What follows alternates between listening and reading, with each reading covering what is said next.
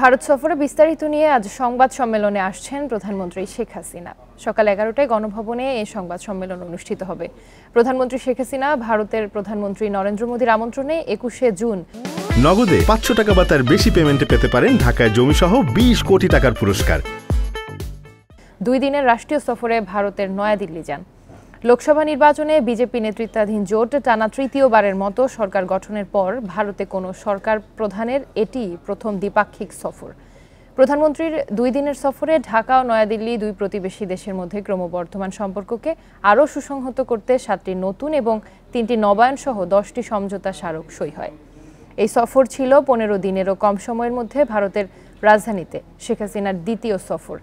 তিনি 9 জুন মোদির শপথ গ্রহণ অনুষ্ঠানে যোগ দেন।